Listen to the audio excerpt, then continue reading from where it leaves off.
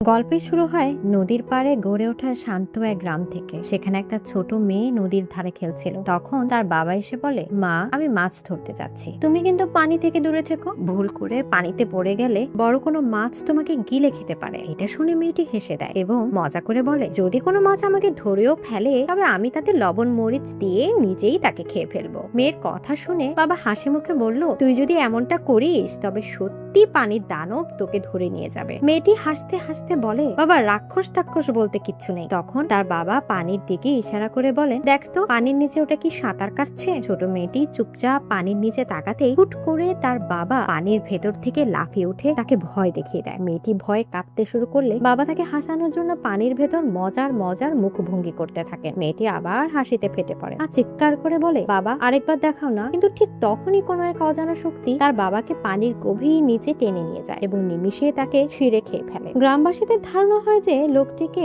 নদীর কোনো রাক্ষস খেয়ে ফেলেছে। তাই সেই রাক্ষসের হাত থেকে মুক্তি পেতে তারা এক তান্ত্রিক পূজারীকে ডেকে আনে। পূজারী তার মন্ত্র শক্তিতে পানিতে একটি বিশেষ বোমা নিক্ষেপ করে। বিকট এক বিস্ফোরণ ঘটে এবং একটি দানবীয় মাছ মরে পানির উপর ভেসে ওঠে। পূজারী দাবি করে যে সে পানির রাক্ষসকে মেরে ফেলেছে। ঠিক তখনই সেখানে জোয়ান নামের এক যুবকের দেখা মেলে। সে ওখান দিয়ে যাওয়ার সময় অনুভব করে যে এখানে এখনো কোনো অশুভ শক্তি রয়ে গেছে। আসলে জোয়ান ছিল একজন ডেমন হান্টার বা রাক্ষস শিকারী, যে রাক্ষস আর দানব শিকার করে বেড়ায়। জোয়ান গ্রামবাসীদের বোঝানোর চেষ্টা করে যে পূজারী যে মাছটিকে মেরেছে তা কোনো রাক্ষস নয়, ওটা সাধারণ একটা মাছ মাত্র। আসল রাক্ষস এখনো পানির নিচেই লুকিয়ে আছে। কিন্তু গ্রামবাসীদের কেউ তার কথা বিশ্বাস করে না, এমনকি সেই ছোট মেয়েটির মাও নয়। কারণ জোয়ানের চেহারা আর বেশভূষা ছিল অনেকটা ভিখারির মতো, যা দেখে কেউ তাকে ভরসা করতে পারছিল না। পূজারী সবার সামনে বলে, এই ভিখারি আমার অপমান করেছে, একে দড়ি দিয়ে ঝুলিয়ে দাও। গ্রামবাসীরা পূজারীর কথা শুনে জোয়ানকে দড়ি দিয়ে নদীর ধারে ঝুলিয়ে দেয়। এরপর পূজারী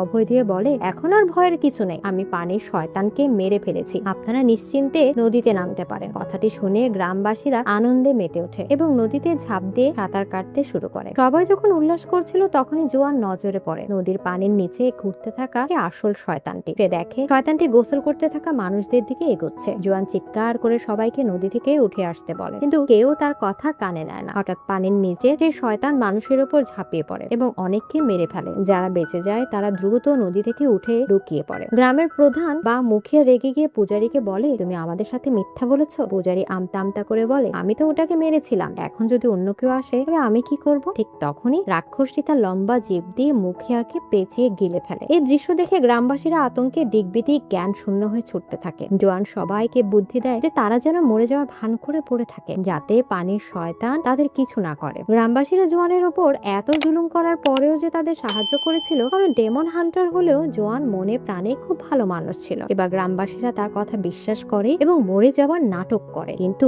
তখনই সেই ছোট মেয়েটি তার মায়ের দিকে দৌড় দিলে পানির রাক্ষস তাকে ধরে ফেলে। তার মা আর গ্রামবাসীরা থেকে বাঁচানোর চেষ্টা করলেও রাক্ষসটি মেয়েটিকে গিলে ফেলে। মেয়ের শোকে মাও পানিতে ঝাঁপ দেয় যাতে রাক্ষসকে মারতে পারে। এদিকে জোয়ান দড়ি কেটে নিজেকে মুক্ত করার চেষ্টা করছিল। তখনই রাক্ষসটি মায়ের সামনে চলে আসে। মা কাঁদতে কাঁদতে মিনতি করে বলে, আমার মেয়েকে ফিরিয়ে দাও। কিন্তু রাক্ষস তার কথা না শুনে তাকেও গিলে ফেলে। এরপর নদীর সে রাক্ষস তার পাশের ঘরবাড়ি ভাঙতে শুরু করে, যার ফলে ভারসাম্য হারিয়ে গ্রামবাসীরা নদীর দিকে ছিটকে পড়তে থাকে। এর মধ্যে একটা নিষ্পাপ শিশু পিছলে সরাসরি নদীর মাঝখানে পড়ে যায়। রাক্ষসটি যখন সেই নিষ্পাপ শিশুটিকে গিলে খেতে যাচ্ছিল তখন জোয়ান নিজের জীবনের ঝুঁকি নিয়ে এগিয়ে আসে এবং বাচ্চাটিকে বাঁচিয়ে নেয়। সে দ্রুত পানি ভর্তি একটি দোলনায় চড়ে বসে এবং বাচ্চাটিকে নিরাপদে উপরে তুলে ধরে। কিন্তু নিষ্ঠুর রাক্ষসটি দোলনার খুঁটিগুলো ভেঙে দেয় এবং জোয়ান নিচে পড়ে যায়। রাক্ষসটি তাকে আক্রমণ করতে তেড়ে আসে। জোয়ান অত্যন্ত চাতুর্যের সাথে নিজেকে বাঁচিয়ে নেয় এবং রাক্ষসটি নিয়ন্ত্রণ হারিয়ে কাঠের একটি ব্লকের উপর গিয়ে আটকে পড়ে। এদিকে রাক্ষসটি তার সর্বশক্তি দিয়ে পানিতে ফিরে যাওয়ার চেষ্টা করছিল, কিন্তু সে কিছুতেই পারছিল না। এরপর গ্রামবাসীরা সবাই মিলে শয়তানটিকে পানি থেকে পুরোপুরি বাইরে বের করার চেষ্টা করে, কিন্তু সফল হয় না। তখনই ভিড় ঠেলে এক বিশাল দেহী মহিলা সামনে এগিয়ে আসে। তার প্রতিটি পদক্ষেপে মাটি ভূমিকম্পের মতো কাঁপছিল। সে যখন কাঠের ব্লকের উপর এক বিশাল লাফ দেয় তখনই সেই ধাক্কায় রাক্ষসটি শূন্যে উড্ডীয়মান করে সরাসরি পালিয়ে যেতে থাকা ভণ্ড পূজারীর উপর গিয়ে পড়ে। পানি থেকে দূরে আসায় নদীর সে রাক্ষসটি দ্রুত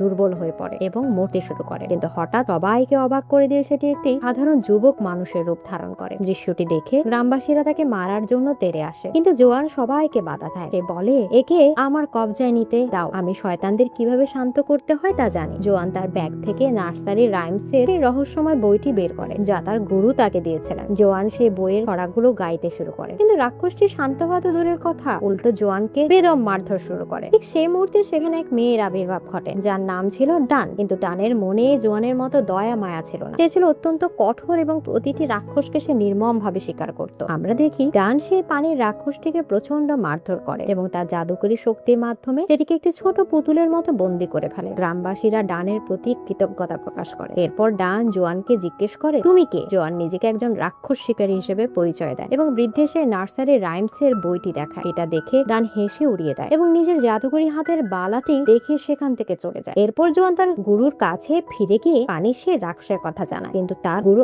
আগে থেকেই সব জানতেন। তিনি বলেন, একসময় পানির রাক্ষসটি অনেক দয়ালু ছিল। সে একবার একটি ডুবন্ত শিশুকে বাঁচিয়েও ছিল, কিন্তু মানুষ ভুল বুঝে ভেবেছিল সে শিশুটিকে মারতে এসেছে। এই ভুল বুঝাবুঝির কারণ মানুষ তাকে পিটিয়ে নদীতে ফেলে দিয়েছিল, আর সেই মুহূর্তে তীব্র দুঃখ আর ক্ষোভই তাকে এত ভয়ঙ্কর জল দানবে পরিণত করে। জোয়ান অবাক হয়ে জিজ্ঞেস করে, বুদ্ধের এই ছড়াগুলো কি সত্যি শক্তিশালী? গুরু বলেন, হ্যাঁ, এই ছড়াগুলোর মাধ্যমে যে কোনো রাক্ষসকে শান্ত এবং ভালো করা সম্ভব। জোয়ান জেদ করে বলে, কিন্তু আমিও অন্য ডেমন হান্টারদের মতো রাক্ষসদের মেরে ফেলতে চাই। গুরু তাকে শান্ত করে বলেন, মেরে ফেলা তো কোনো সমাধান নয়, কাউকে সঠিক পথে ফিরিয়ে আনাই হলো বুদ্ধের শিক্ষার আসল শক্তি। জোয়ান কান্নায় ভেঙে পড়ে বলে, আমি কাউকে বাঁচাতে পারিনি, এই ছোট্ট মেয়েটিকেও নয়। গুরু তাকে সান্ত্বনা দিয়ে বিদায় করে দেন। গল্পের মোড় ঘুরে যায়। এখন এক দম্পতি জঙ্গলের ভেতরে একটি রেস্টুরেন্টে পৌঁছায়। তারা ভেতরে ঢোকা মাত্রই দরজা নিজে থেকে বন্ধ হয়ে যায়। সেখানে তারা ছাড়া আর কেউ ছিল না। একজন ওয়েটার এসে তাদের সামনে রোস্ট করা শূকরের মাংস পরিবেশন করে। খাবারটি তাদের কাছে এতই সুস্বাদু লাগে যে তারা বাবুর্চির প্রশংসায় মেতে ওঠে। তখনই রেস্টুরেন্টের মালিক তাদের সামনে আসে। মেয়েটি তাকে জিজ্ঞেস করে, আপনি এত স্বাদ কিভাবে আনেন খাবারে? ঠিক তখনই মালিক তার আসল চেহারা দেখায়, যা ছিল অত্যন্ত কুৎসিত এবং ভয়ঙ্কর। তারা বুঝতে পারে এটি একটি রাক্ষস। সে তাদের মারতে তেড়ে আসলে তারা পালানোর চেষ্টা করে, কিন্তু তখনই তাদের নজরে পড়ে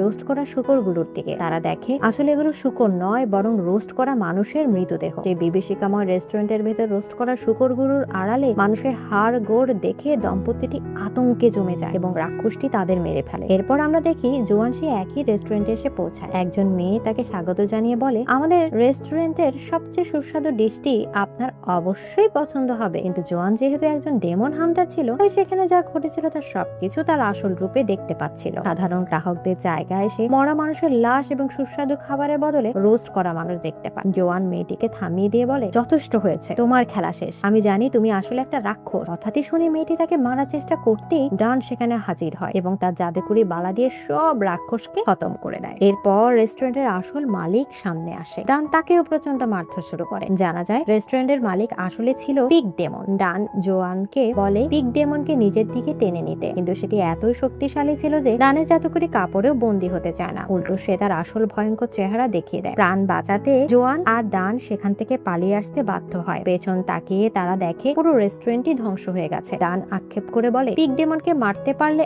অনেক টাকা পেতাম, কিন্তু ওটা অনেক বেশি শক্তিশালী ছিল। জোয়ান বলে, আমি রাক্ষসদের মেরে নয়, বরং তাদের ভেতর ভালো গুণ জাগিয়ে তুলতে চাই। ডান হেসে উড়িয়ে দেয় এবং বলে, এভাবে চলতে থাকলে তুই একদিন অকাল মৃত্যুবরণ করবি। তবে তার প্রাণ বাঁচানোর জন্য জোয়ান যখন তাকে ধন্যবাদ দেয়, ডানের মনে জোয়ানের প্রতি ভালোবাসা জন্মায়। সে আবদার করে জোয়ান যেন তাকে একটু চুমু দেয়, কিন্তু জোয়ান লজ্জায় সেখান থেকে পালিয়ে যায়। এরপর জোয়ান তার গুরুর কাছে গিয়ে রাতের সব ঘটনা খুলে বলে। গুরু বলেন, হ্যাঁ, আমি জানি ওটা পিগ ডেমন। কেউ একসময় অনেক দয়ালু ছিল, কিন্তু খুব কুৎসিত ছিল। সে তার স্ত্রীকে পাগলের মতো ভালোবাসতো, কিন্তু তার স্ত্রী তাকে ধোকা দিয়ে প্রেমিকের সাথে পালিয়ে যায় এবং দুজন মিলে পিগ ডেমনকে খঞ্জর দিয়ে মেরে ফেলে। এই বিশ্বাসঘাতকতাই তাকে আজকের এই শয়তানে পরিণত করেছে। জোয়ান প্রশ্ন করে, আমি রাক্ষসকে কিভাবে ধরবো? গুরু বলেন, একে কাবু করতে হলে তোকে তার চেয়ে শক্তিশালী কারো সাহায্য নিতে হবে, আর সে হলো মাঙ্কি কিং, যাকে যুদ্ধ 500 বছর ধরে পাহাড়ের গুহায় বন্দী করে রেখেছে। জোয়ান অবাক হয়ে বলে, মাঙ্কি কিং তো শুধু একটা গল্প, তাকে তো কেউ কোনোদিন দেখেনি। গুরু আশ্বাস দিয়ে বলেন, ওটা সত্যি। তাকে পুরনো উপত্যকায় যেতে হবে, যেখানে যুদ্ধের এক বিশাল মূর্তি আছে, আর মাঙ্কি কিং থাকে একটা ছোট গুহায়। তবে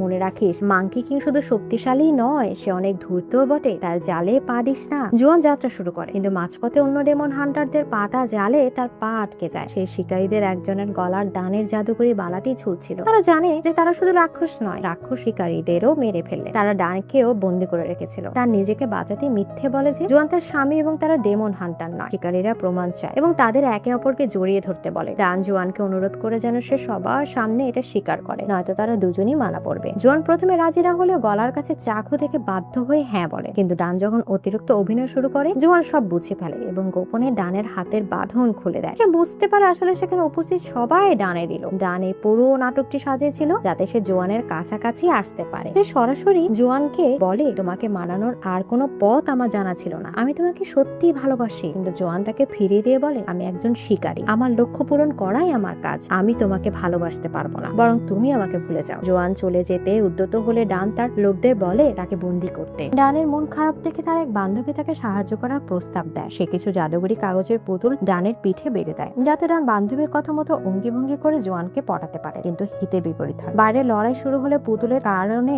ডানের নড়াচড়া নিয়ন্ত্রণের বাইরে চলে যায় এবং সে উল্টো জোয়ানকে মারতে শুরু করে। জোয়ান সেখান থেকে কোনো মতেই পালিয়ে যায়। কিন্তু মজার ব্যাপার হলো একটু জাদুঘরে পুতুল জোয়ানের সাথেও আটকে যায়, যার ফলে সে পাগলের মতো নাচতে শুরু করে। ঠিক তখনই সেখানে হাজির হয় সেই ভয়ঙ্কর পিগ ডেমন। সবাই পালানোর চেষ্টা করে কিন্তু পিগ ডেমন তাদের গাড়িতে আক্রমণ করে, সেটি চুরমার করে দেয়। জোয়ান দেখে ডান রক্তাক্ত অবস্থায় পড়ে আছে, কান্নায় ভেঙে পড়ে বলে, তুমি আমাকে ছেড়ে যেও না, আমি তোমাকে ভালোবাসি। তখনই ডান হেসে উঠে বলে, তাহলে প্রমাণিত হলো যে তুমিও আমাকে ভালোবাসো। তারা একে অপরকে জড়িয়ে ধরে, কিন্তু রোমান্স বেশিক্ষণ স্থায়ী হলো না, কারণ পিগ ডেমন আবার আক্রমণ করতে আসে। ঠিক তখনই এন্ট্রি নেয় একজন টাইগার সামুরাই। দুই দানবের মধ্যে শুরু হয় আর হিম করা লড়াই। সামুরাইয়ের কাছে পিগ ডেমন হার মেনে পালাতে শুরু করে। পালানোর পথে তার দেখা হয় ওয়ান লেগ মাইটি ফুট নামক আরেক দুর্ধর্ষ সামুরাইয়ের সাথে, যার সব শক্তি তার পায়ে। এরই মধ্যে আকাশ থেকে একটি তলোয়ার এসে পড়ে, যা ছুড়েছিল বিখ্যাত তলোয়ারবাজ প্রিন্স। এখনই তিন শিকারী পিগ ডেমনকে ধরতে চায়, কিন্তু কেউ কারোর সাথে মিল নেই, বরং আলাদা ভাবে, কারণ যে পিগ ডেমনকে ধরবে সেই হবে সেরা হান্টার। তারা নিজেরাই কামড়া কামড়ি শুরু করলে জোয়ান তাদের বলে, তোমরা ডেমন হান্টার, তোমাদের উচিত